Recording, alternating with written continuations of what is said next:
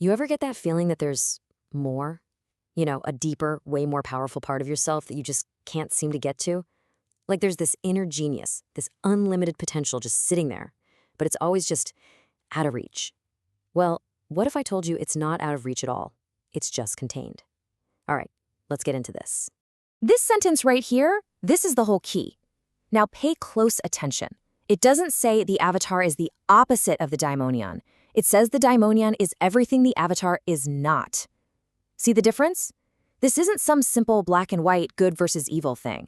And it's definitely not a spectrum where you're a little bit of this and a little bit of that. No, this is about a limited container and the unlimited everything it holds inside.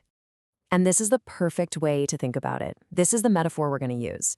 Just imagine that you, your body, your personality, your thoughts, you are this lamp. You're the vessel. And inside, just waiting, is a genius. And we're not talking about some magical genie. We're talking about the purest, most powerful form of your own consciousness. So, the real question is, how in the world do we rub the lamp? Okay, so to figure out how to let the genius out, we first have to get a really clear picture of what it is. What exactly is this true light that's supposedly inside every single one of us? This inner genius has a name, the Daimonion. And here's the thing you've got to grasp. It's not something you have to go out and find or achieve. It's your factory default setting. It's you. It's the part of you that exists beyond your body, that's connected to everything else, totally unbound by our normal ideas of time and space. Think of it as the raw, underlying field of pure potential you had from the very beginning. Here is a fantastic way to picture this. The avatar, that's our ego, our personality, the me we think we are. It's like a particle. It's specific, it's defined, it's stuck in one place at one time. But the daimonion? Oh, that's the wave. It's everywhere at once, totally boundless, humming with pure potential. And here's the most important part. You aren't just the particle. You are the entire wave that is having a temporary experience as a particle. And, this whole inner light idea, it's not just some nice-sounding metaphor. It's wild, but some pretty cutting-edge science is pointing to a real physical basis for this. It's a phenomenon called biophotons. I mean, these are actual measurable little bits of light being emitted by our cells. For the longest time, science just wrote them off as waste, as noise. But new research is suggesting they form this coherent, body-wide network of light-based communication. And this table just lays it out so perfectly.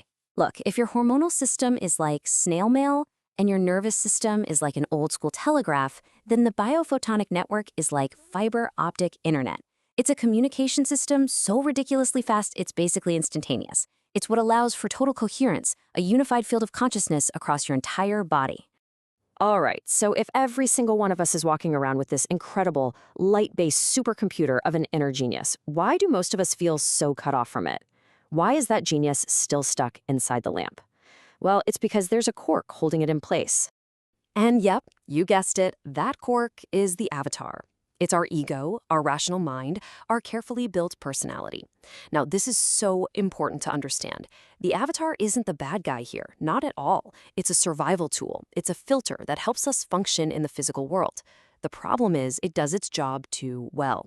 It creates such a tight seal on the lamp that it accidentally blocks the light of the daimonion from getting out. So how does it do that?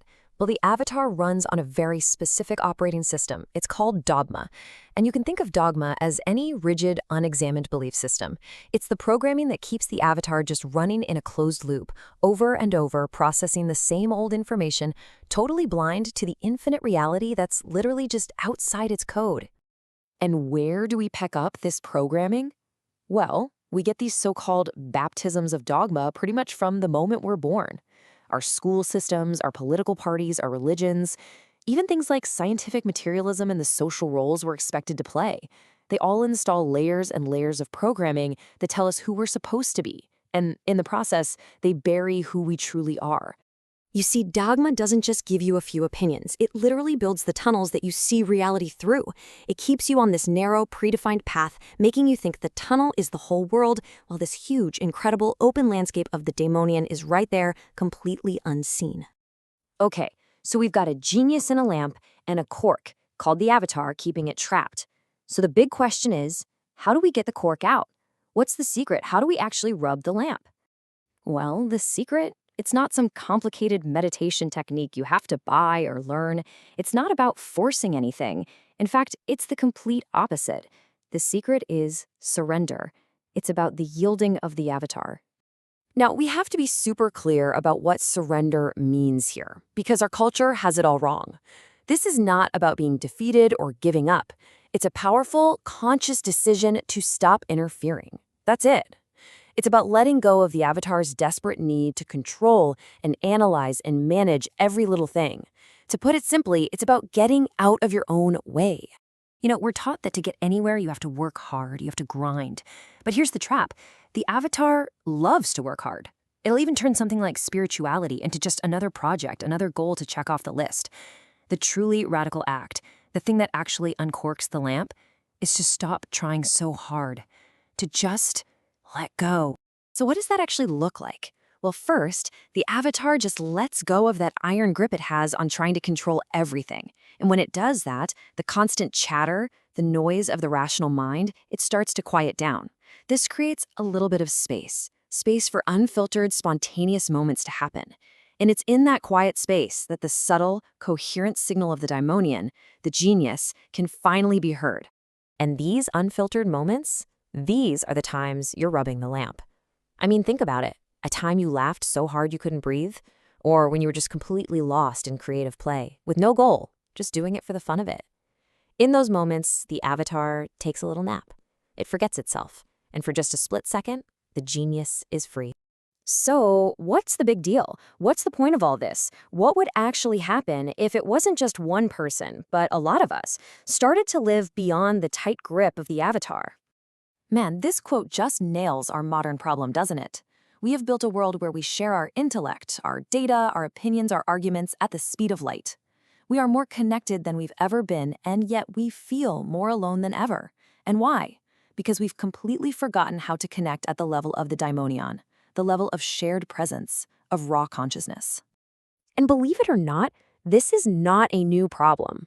The argument here is that for the last 2,000 years, our social evolution has actually been going backward. It's been an involution.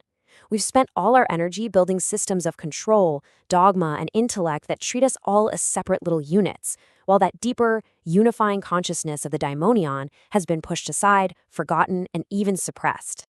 But just imagine the alternative for a second. A world connected by the daimonion isn't just a bunch of 7 billion separate avatars trying to get along. It would be a single, coherent network of consciousness, a resonant field of light, where we don't just share information, we share presence. We would feel our connection because we'd actually be living it. So here's what it all comes down to. The genius isn't out there somewhere. It's not something you have to find or earn or become worthy of. It is already inside you, right now, just waiting. The only thing standing in the way is a program, a set of beliefs. So the final question is really for you to reflect on. What personal dogma, what rigid idea about yourself or the world is stopping you from simply letting go and rubbing the lamp today?